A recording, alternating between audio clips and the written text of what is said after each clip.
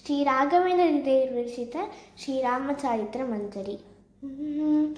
ಶ್ರೀಮಾನ್ ಪೂರ್ವಂ ಪ್ರಜಾತೋ ದಶರಥ ನೃಪತೇರಾಮನಾಮಾತನೀತೋ ವಿಶ್ವಾಮಿತ್ರೇಣ ಮಂತ್ರ ಹೃದನುಜ ಸಹಿತ ತಾಟಕಂ ಕಾತಕೋಸ್ತ್ರಂ ಬ್ರಹ್ಮಾತ್ಯಂ ಪ್ರಾಪ್ಯ ಹದ್ವಾ ನಿಶಿಶರಣಿಕರಂ ಯಜ್ಞಪಾಲೋ ವಿಮೋಚ್ಯ ಅಹಲ್ಯಾ ಶಾಪಂ ಶಪಂಕ್ತ್ವಾ ಶಿವಧನುರುಭಯಂ ಜಾನಕಿ ನ ಪ್ರಸೀದೇತ್.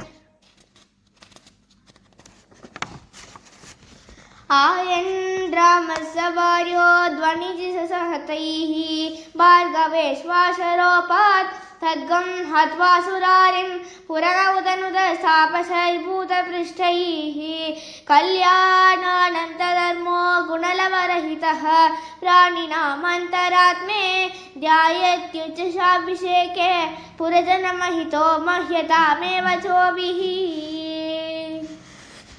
ಕೈಕೇಯಿ ಪ್ರೀತಿಹೇತೋ ಸಸಹಜರ್ಪರೋ ವಲ್ಕಲೀನಾನರಣ್ಯಂ ಗಂಗಾಧಾರಿಗುಹಾಶಃ ಕೃತರುಚಿರಜಟೋ ಕೀಷ್ಪತೆ ಪುತ್ರಮಾನ್ಯಃ तीत्वा कृष्ण प्रयातो वधु निजममलं चित्रकूटं प्रपन्नं स्वाम्बाभिर्भ्रातरन्तं श्रुतिजनकगति सान्त्वयन् युक्ततीर्थः. तत्त्वास्मै पादुके स्वे शिशिभरणकृतौ प्रेषितं काकनेत्रं व्यास्यारात्योत्रिनाम्ना वनमतसहितः दाटकां तापश्रेष्ठं कुर्वान् हत्वा विरातं कलकुलदमनं याचितस्तापशाग्रैः तेषां तत्त्वा स्वयंवान् असितनुऋषिजी ज्ञानकस्त्यासभायत्. आसीनः पञ्चवट्याम् अकृतविहितं राक्षसीं योधिशब्दान् ग्रव्यादानव्यनेकान् अधिकरमवधि दूषणं च त्रिशीशं मारीचं मार्गरूपं दशवदनहृदाम् आकृतिं भूमिजाया अन्विष्यन् आर्तकृत्रं स्वगतिमतनयन् मामवेद्नन् कपन्दम्.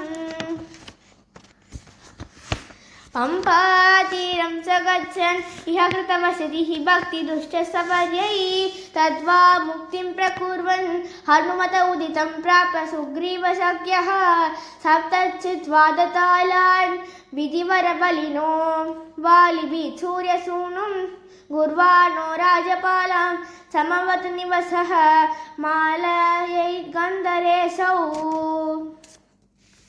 नीत्वा मासान् कपीशान् इह दशहरितः प्रेषसीतां विचित्य आया श्रीहनुमते किरमदसमनु श्रुत्य गच्छन् कपीन्द्रैः सुग्रीवाद्यैरसंज्ञैः दशमुखहरितं मानयन् अब्धवाचा दैत्याग्न्यश्चेतुकारी रिपुपुररुतवेद्वानरैर्वैरिगाति भग्नं कृत्वा दशायं गुरुधरवभुषं कुम्भकर्णं निहृष्य सत्त्वा साशेषनाहं पदकमलनदं त्रास्यमानो रामः सर्वान् जीवयन्तं किरीटरमणदः आञ्जनेयात् कपीन् स्वान् विज्ञानास्त्रेण रक्षन् समवधुदमयन् लक्ष्मणाचक्रशत्रुम्.